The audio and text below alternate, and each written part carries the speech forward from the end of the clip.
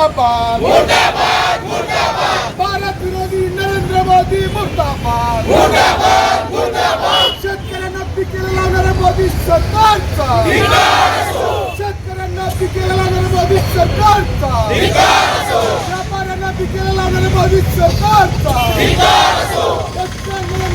मोदी सरकारचा चीनचा शरणागती पत्करणाऱ्या मोदी सरकारचा बांगलादेशाला स्वस्त पेट्रोल देणाऱ्या मोदी सरकारचा मोदी सरकारचं करायचं काय नरेंद्र मोदीचं करायचं काय मोदी तेरी हिटलरशाही मोदी तेरी तानाशाही संघर्ष करो छत्रपती शिवाजी महाराजांचा अपमान करणाऱ्या भाजप सरकारचा छत्रपती शिवाजी महाराजांचा अपमान करणाऱ्या भाजप सरकारचा राहुल गांधींना कुणाची धमकी देणाऱ्या भाजप सरकारचा राहुलजी गांधींना कुणाची धमकी देणाऱ्या भाजप सरकारचा हनुमंत पवार यांच्यावर हल्ला करणाऱ्या भाजप सरकारचा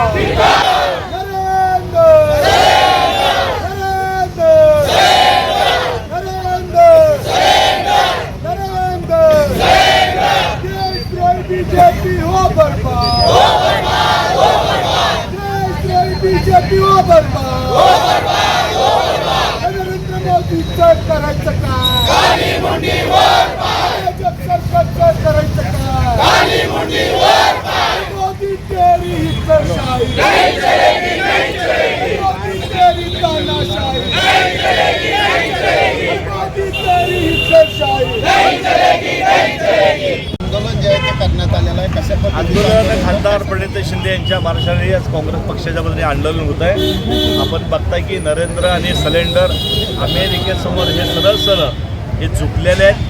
अमेरिकेचे जे अध्यक्ष ट्रम्प सांगताल तसं ह्यांनी नाचतायत, सांगेल तसं ह्यांनी करतायत. आपण बघितलं की अनेक वेळा ट्रम्पनी सांगितलं मी भारत पाकिस्तान युद्ध थांबवलं.